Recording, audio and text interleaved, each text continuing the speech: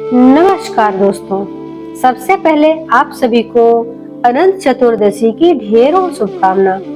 यदि चैनल पर पहली बार आए हैं तो चैनल को सब्सक्राइब करें, लाइक करें, कमेंट करें और शेयर करना नहीं भूलिएगा।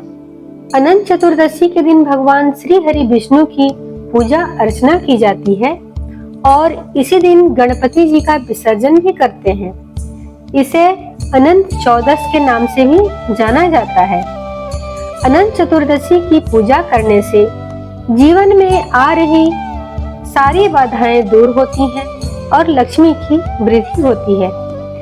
इस दिन भक्त पूजा करने के बाद व्रत कथा सुनते हैं और अपने बाह पर अनंत सूत्र पीला धागा बांधते हैं जिसमें 14 गांठ होती है।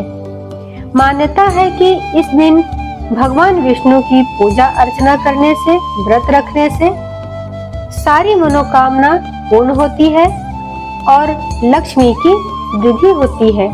तो आइए कथा प्रारंभ करते हैं। एक बार महाराज युधिष्ठिर ने राजसूय यज्ञ किया और यज्ञ मंडप का निर्माण बहुत ही सुंदर और अद्भुत रूप से किया गया था। उस मंडप में जल की जगह स्थल तो स्थल की जगह जल की भ्रांति होती थी। इससे दुर्योधन एक स्थल को देखकर जलकुंड में जा गिरे।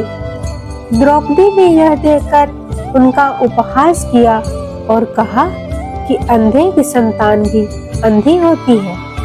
इस कटु वचन से दुर्योधन बहुत आहत हुए और इस अपमान का बदला लेने के लिए उसने युधिष्ठिर को द्यूत अर्थात जुआ खेलने के लिए बुलाया और छल से जीतकर पांडवों को 12 वर्ष का वनवास दे दिया। वन में रहते हुए उन्हें अनेक कष्टों का सामना करना पड़ा। एक दिन वन में भगवान कृष्ण युधिष्ठिर से मिलने आए। युधिष्ठिर ने उन्हें सब हाल बताया और इस विपदा से निकलने का मार्ग भी पूछा। इस पर भगवान कृष्ण ने उन्हें अनंत चतुर्दशी का व्रत करने को कहा और कहा कि इसे करने से खोया हुआ राज्य भी मिल जाएगा। इस वार्तालाप के बाद श्री कृष्ण युधिष्ठिर को एक कथा सुनाते हैं। प्राचीन काल में एक ब्राह्मण था। उसकी एक कन्या थी जिसका नाम सुशीला था। जब कन्या बड़ी हुई तो ब्राह्मण ने उसका विवाह कौंडिन्य ऋषि से कर दिया। विवाह पश्चात कौंडिन्य ऋषि अपने आश्रम की ओर चल दिए। रास्ते में रात हो गई जिससे वह नदी के किनारे आराम करने लगे। वहीं पास में कुछ महिलाएं पूजन कर रही थीं। सुशीला के पूछने पर उन्होंने अनंत व्रत का महत्व बता दिया। सुशीला ने वही व्रत का अनुष्ठान कर 14 गांठों वाला डोरा अपने हाथ में बांध लिया।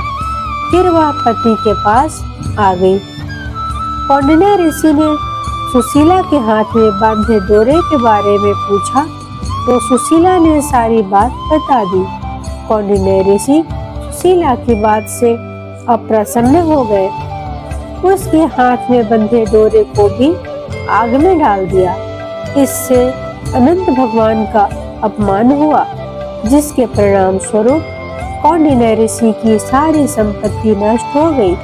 सुशीला ने इसका कारण डोरा को आग में जलाना बताया।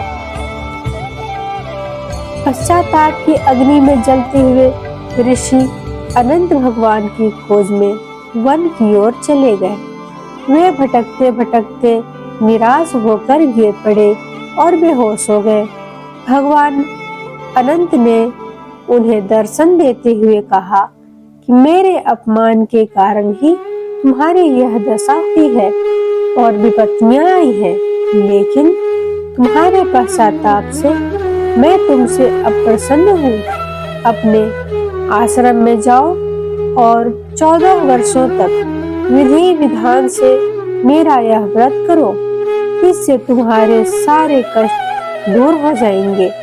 कौंडिन्य ऋषि ने वैसा ही किया और उनके सभी कष्ट दूर हो गए और उन्हें मोक्ष की प्राप्ति हुई। श्री कृष्ण की आज्ञा से युधिष्ठिर ने भी अनंत भगवान का व्रत किया, जिससे पांडवों को महाभारत के युद्ध में जीत मिली। अनंत भगवान आप सबकी मनोकामना पूर्ण करें। एक बार प्रेम से बोलिए अनंत भगवान की जय।